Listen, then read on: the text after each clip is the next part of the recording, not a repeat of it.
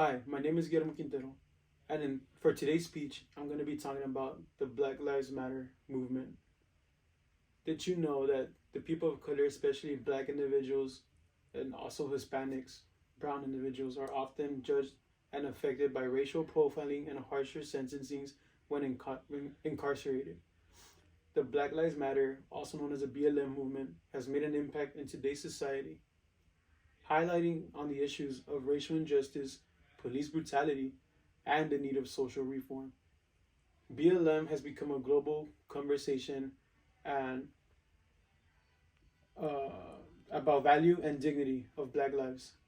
In this speech, I will explain the challenge and victories colored people have encountered.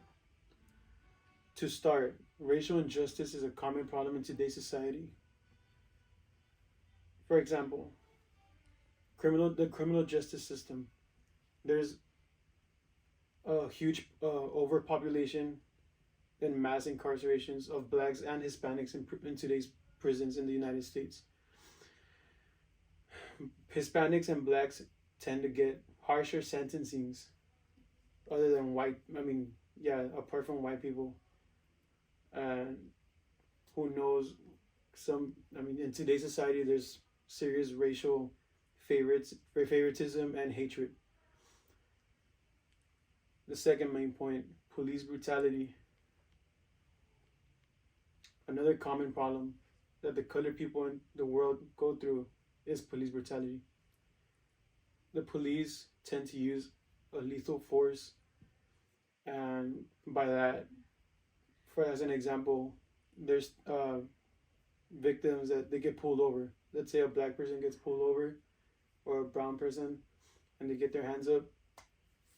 Some police officers overuse their force and ability to do whatever they want to them, and they shoot them.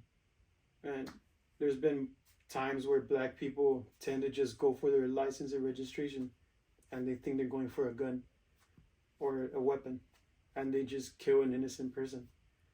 And sometimes they're just too harsh on those type of people.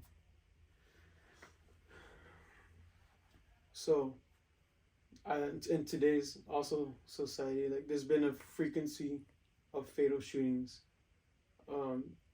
There's been some cases like this year that there's been shootings of a black teen or a Hispanic teen at a mall or at a grocery store. And maybe that teen is mentally ill, but they don't tend to care. Or if a person is being racist to a colored person, they'll call the police, and the police will, for some reason, go with the white person's story, and they tend to go against the black or brown person.